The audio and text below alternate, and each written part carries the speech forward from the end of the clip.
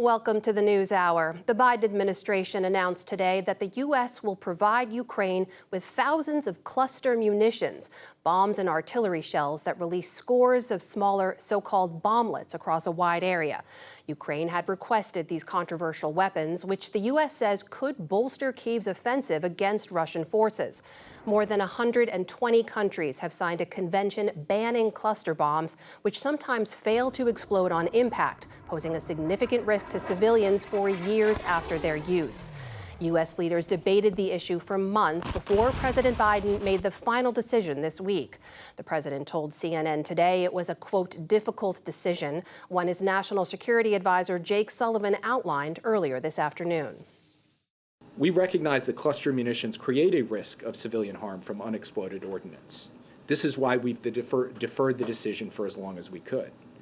But there is also a massive risk of civilian harm if Russian troops and tanks roll over Ukrainian positions and take more Ukrainian territory and subjugate more Ukrainian civilians because Ukraine does not have enough artillery. That is intolerable to us. Ukraine would not be using these munitions in some foreign land. This is their country they're defending. These are their citizens they're protecting.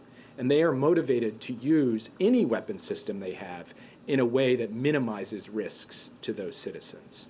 The U.S. decision has sparked concerns from a NATO ally and from human rights activists who see this as short-sighted.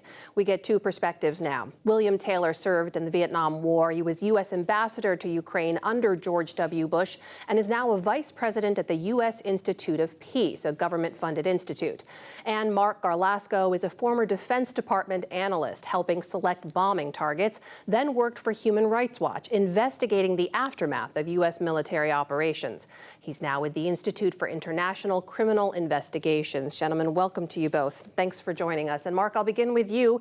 What do you make of the administration's reasoning for why they are sending these particular weapons at this particular time? Well, first, let me say I fully support Ukraine in their conflict against Russia and the illegal invasion that has happened. But this is just the wrong choice right now. When reports of cluster munition use by Russia first came out, were first reported, Jen Psaki, in the White House, stated that this was a likely war crime. And now we're going to be providing the same types of munitions to Ukraine. I think this is really a huge mistake. The potential for civilian harm is too great. And Ukraine is winning the war right now using precision-guided munitions like American HIMARS and British Storm Shadows. So we should not be sending them weapons that are indiscriminate and incapable of being individually targeted. Ambassador Taylor, the U.S. themselves have stopped essentially using this entirely for the last 20 years. 120 countries say they have banned them as well. Why these weapons right now? Right now, the Ukrainians are running out of ammunition. Right now, they are defending themselves against the Russians. The Russians, as Mark said, have invaded Ukraine, unprovoked, brutal.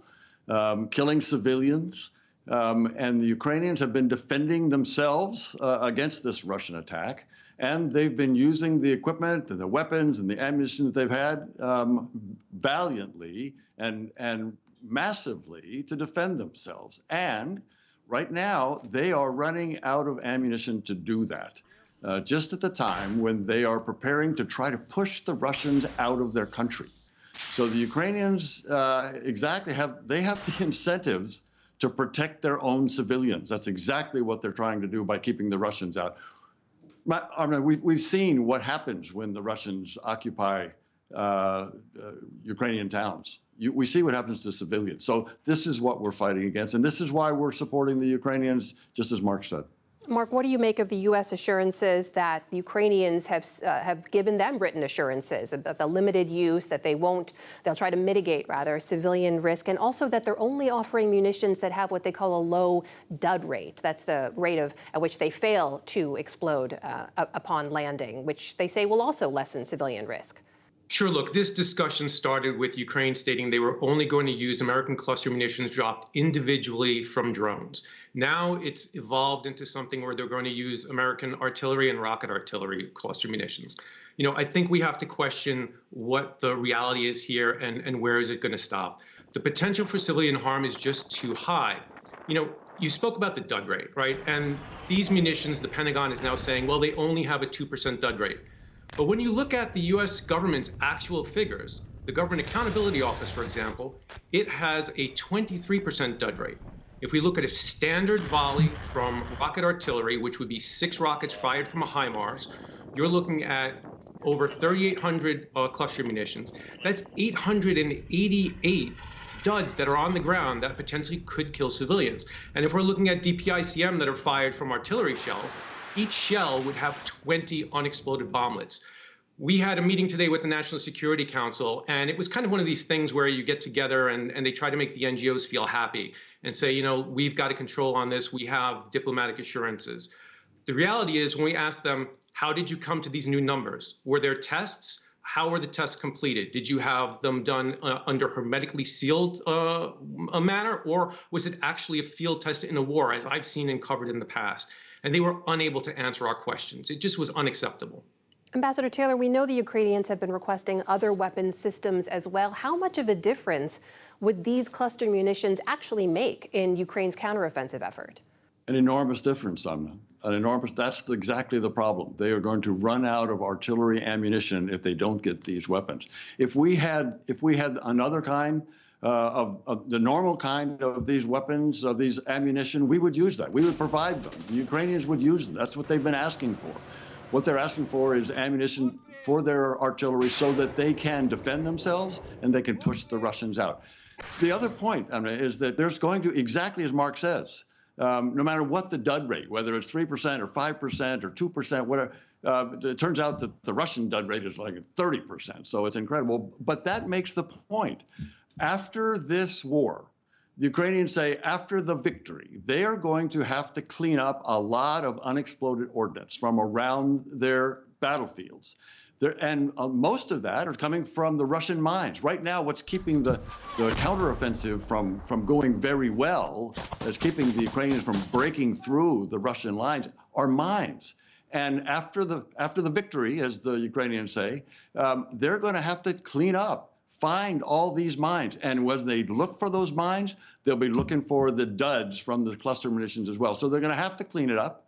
They know where they're going to be firing it. They know where the Russian mines are. They know where the Russian cluster munitions have been used. So it's going to be an enormous cleanup before they can use that land again. Mark, what would you say to that?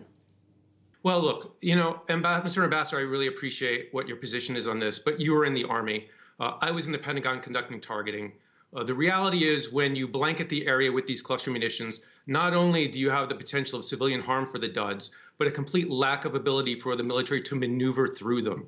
When we look at lessons learned from the Gulf War and the Iraq War in 2003, many of the lessons that the Army took from this was their inability to maneuver through them. And the concern that Ukrainian soldiers are going to die on the cluster munitions that they launched themselves. And not only that, then you're also going to add to the problem. Yes, there's a huge UXO, unexploded ordnance problem in Ukraine. It is a heavily contaminated country, but we do not need to contribute to that with cluster munitions.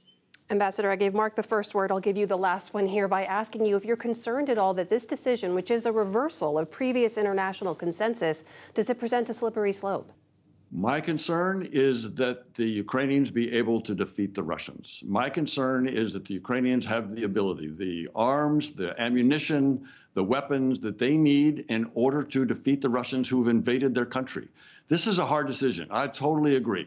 This is not easy. This is why the administration took as long as it did. This is why other nations are having this exact kind of conversation. But the issue here is whether or not the Ukrainians are going to be able to defeat the Russians as they have invaded their country.